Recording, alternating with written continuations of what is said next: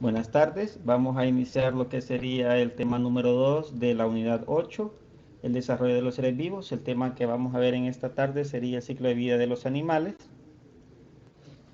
Vamos a iniciar directamente con la lectura del contenido, vamos a dar algunos detalles, explicaciones y al final vamos a hablar de las actividades a entregar durante esta semana, que corresponde del 15 al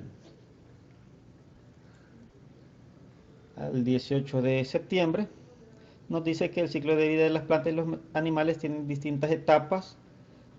Y esto debemos tomar en cuenta que cada ser vivo tiene sus características particulares durante el desarrollo. Estas características están ligadas a lo que sería pues su proceso biológico. Estamos hablando de el tiempo que tiene pues una especie de vida, el tiempo que tiene para llegar a una etapa adulta y poder reproducirse, todos esos factores que intervienen en lo que sería el ciclo biológico de cada especie. La reproducción de los animales la vamos a encontrar en dos tipos. La primera es la reproducción más antigua, que es la reproducción de tipo asexual, donde solo se necesita un único organismo para crear descendencias. Estos tienen la característica que son copias de sí mismos. Estamos hablando del concepto pues, que nosotros diríamos como un clon. Y este lo reconocemos porque es una de las formas más antiguas de reproducción. También tenemos la reproducción de tipo sexual, que ya es una de las que participan dos individuos, de los que son considerados dioicos, donde cada uno corresponde a un sexo de la misma especie. Estas características de los organismos de reproducción sexual dan ciertos beneficios a lo que sería su desarrollo evolutivo a través del tiempo, y lo encontramos en las especies que denominamos nosotros las más avanzadas. ¿Cuál es la característica propia entonces de este tipo de reproducción?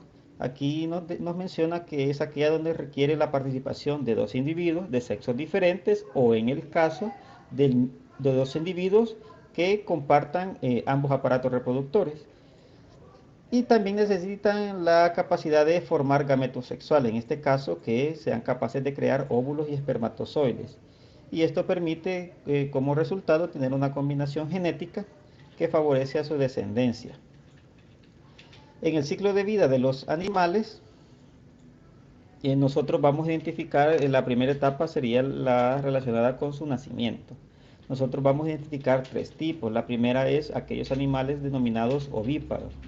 Y nos dice que son aquellos cuya hembra expulsa el huevo en el interior cuando los embriones están en la etapa inicial del desarrollo y se terminan de desarrollar fuera de la madre. En este caso tenemos los ejemplos las aves, ya que estos tienen una fecundación interna a través de lo que sería pues el beso cloacal y su cloaca, pero en el momento que se da la fecundación, la hembra expulsa lo que sería el embrión y le da la protección de el huevo. Los animales ovovivíparos son aquellos que se desarrollan en el interior de su madre totalmente, pero tienen la característica que están en el interior y están preservados en forma de huevo. Cuando la madre ovoposita, como en el caso, por ejemplo, las gallinas ovopositan el huevo ya fecundado y se encargan de calentarlo. En el caso de los ovovivíparos, la madre ovoposita el huevo y este en el momento nace. Un ejemplo de los más comunes, tenemos el caso del ornitorrinco, que es el único mamífero que tiene esa característica de nacer de un huevo. Y por último tenemos a los animales vivíparos. Nos dice que son aquellos animales donde el embrión se desarrolla dentro del útero de la madre y carecen de lo que sería el huevo, pero tienen lo que sería la bolsa. Estos reciben el oxígeno y los nutrientes, y en el caso de ellos son los mamíferos. Entonces vamos a pasar también a lo que sería el ciclo de vida de las plantas. Este tiene sus diferencias con lo que es el ciclo de vida de los animales, y nos dice que la planta tiene generalmente dos etapas o dos generaciones. La primera es la etapa esporofítica, donde la reproducción se da a través de lo que es la espora, y la siguiente es la etapa llamada gametofítica, donde la planta produce pues la estructura que es capaz de generar lo que serían los óvulos y los espermas, en este caso, ¿verdad?, los gametos masculinos y femeninos. En la reproducción por esporas las encontramos en lo que serían las plantas no vasculares, como en el caso de los musgos, y en las plantas vasculares, pero de carácter inferior, como los helechos. Entonces nos dice que los musgos y los helechos se reproducen por medio de esporas en la etapa inicial, y cuando éstas caen al suelo, ¿verdad?, comienza la etapa gametofítica, y esto lo vamos a ver con respecto a la imagen 3. Entonces nos vemos acá nosotros en la imagen que se está el helecho, el común que nosotros encontramos en nuestras casas, en las casas de las abuelitas, la cola de ardilla. Entonces en la parte del en vez de lo que sería su hoja se encuentra unas pequeñas estructuras que son como unos puntos de color café.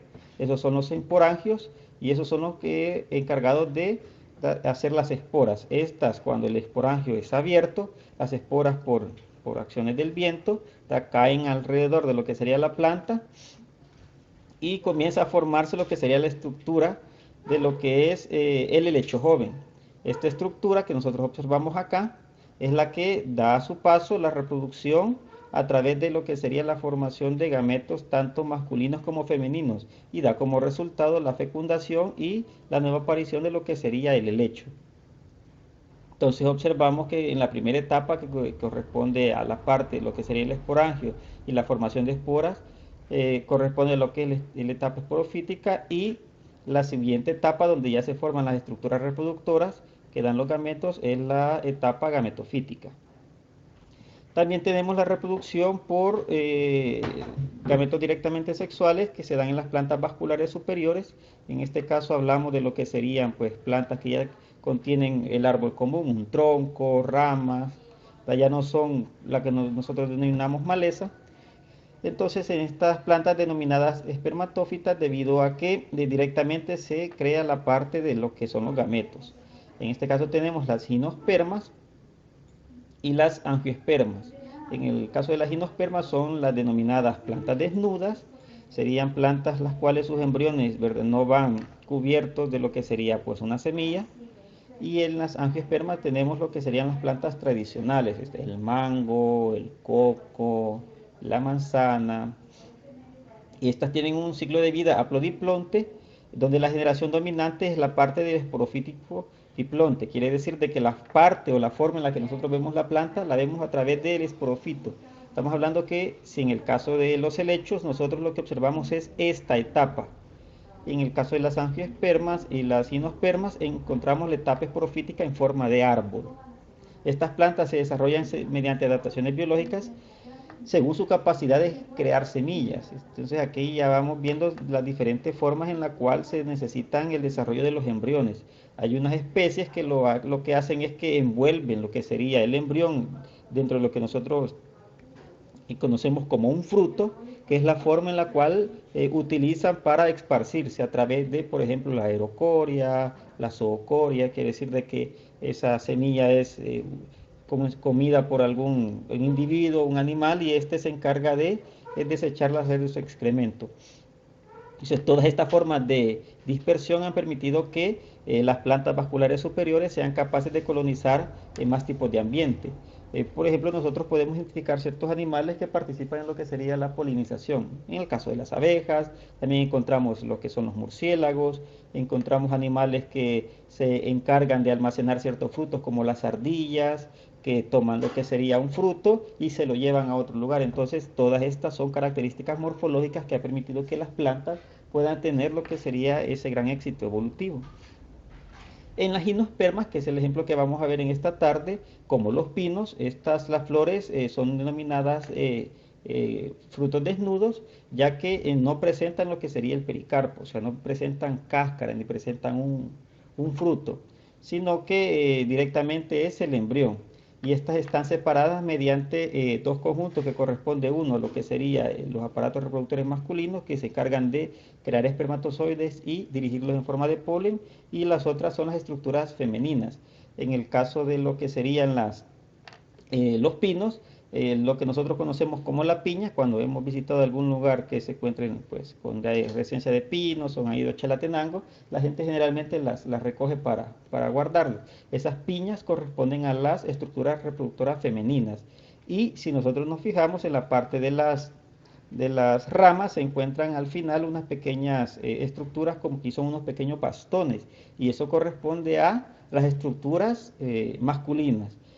A diferencia, ¿verdad?, de los animales donde cada especie, una corresponde un género al macho y otro a la hembra, en las plantas generalmente cada individuo, al ser una especie monoica, presenta ambas estructuras, tanto masculinas como la estructura femenina.